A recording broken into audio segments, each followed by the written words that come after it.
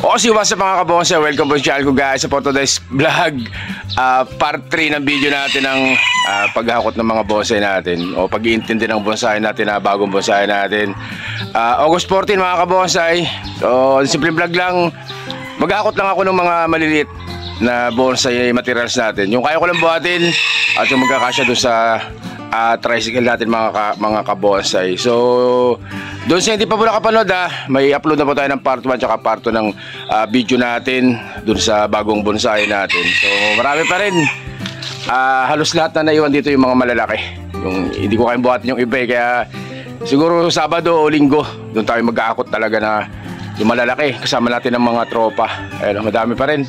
Pero unahin ko lang yung malilit mga kabonsay. Awesome guys, huwag natin patagal ito, pasukan na intro ko. Okay, intro, pasok!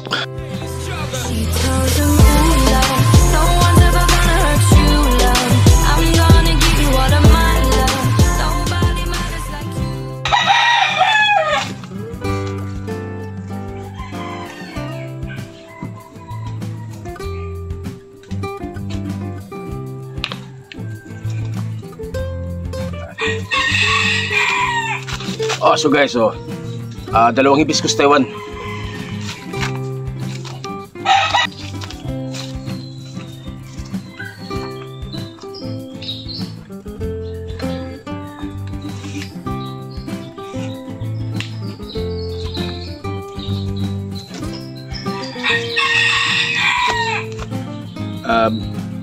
Ficus Philippinensis to ata.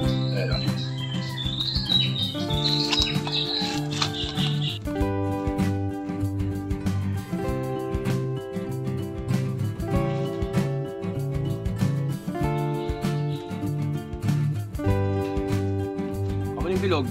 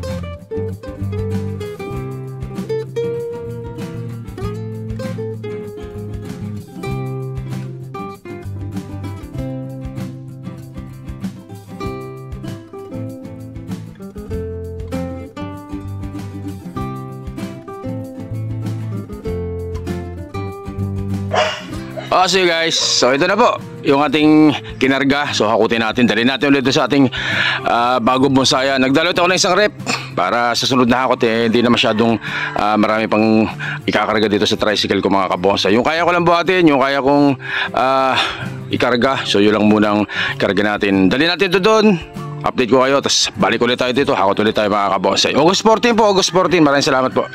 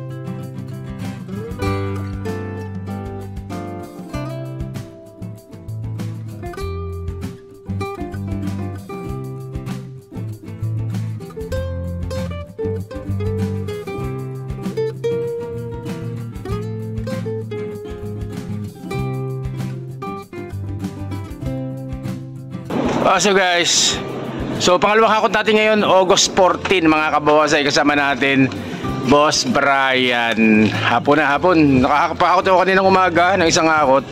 So ngayon pangalawang hakot hapon kasi sobrang init din dito kapag tanghali maghakot, kaya nagpahapon kami. Tapos yung nagpintura ko kanina ng yung gate na pinagawa natin kay Parin Dandy mga kabonsai. So konti ko yung camera guys. At ayan na nga, so dinala na natin yung medyo malalaki, ating mulberry, yung ating lemonsito, yan. Tsaka yung ating mga ibang halaman dyan na hibiscus Taiwan, dinala na rin natin mga kabonsai. So steady ko lang yung camera para patulungan ko si Boss Brian pagpababa.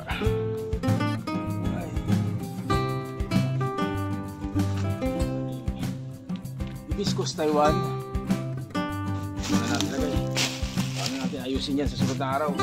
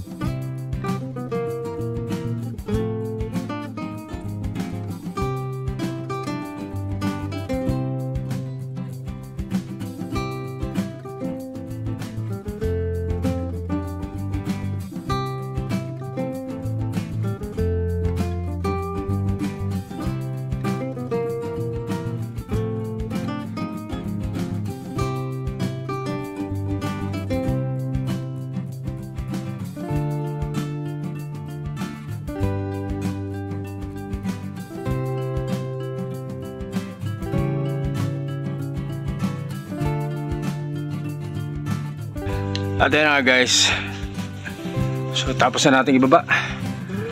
Baba na namin ni Boss Brian. Si Boss Brian nagdidilig doon. Boss Brian, kumingin ka muna sa vlog. Didilig si Boss Brian. So yung iba talagang nagagalaw, hindi pwedeng hindi siya magagalaw, kaya kailangan diligan siya para hindi yung ugat ma-stress.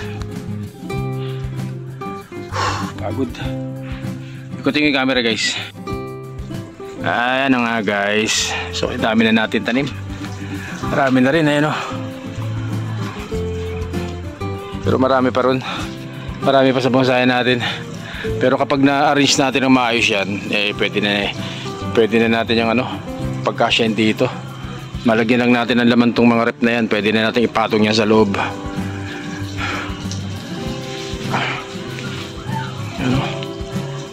Mga materyales, halos lahat materyales na lang natira kasi yung medyo may tsura dong nakaraan nabenta na natin. So ayan, puro materyales mga kabonsai.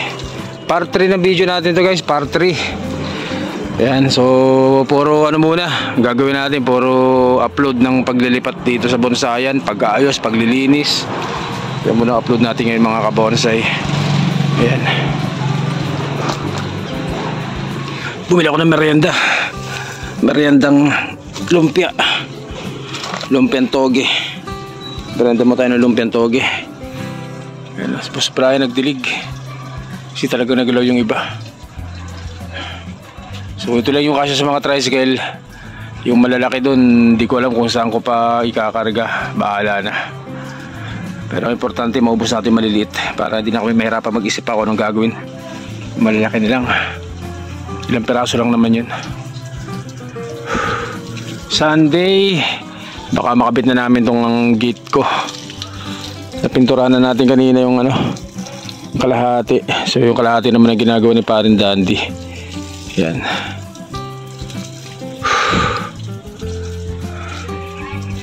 Yan. Okay guys, so parte ng video natin to. Abangan nyo yung doon sa hindi pa nakapanood, may upload na po ako ng part 1 at part 2 ng video natin. So pasyalan nyo lang po sa aking YouTube channel mga kabonsai. So paki-follow na rin po ako sa aking Facebook, OL TV Mix Vlog pa rin. So yung mga tawag dito, yung aking mga short video. Doon natin in-upload yung mga short video sa Facebook ko na OLTV Mix Vlog. Syempre yung mga long video natin dito sa ating YouTube channel OLTV Mix Vlog pa rin mga kabosay. So hanggang dito na lang po muna. Maraming salamat pa rin sa patuloy na support sa channel ko. Stay safe at syempre God bless po mga kabosay. Abangan niyo po yung part 4, part 3 po ito mga kabosay. Maraming salamat po. Thank you.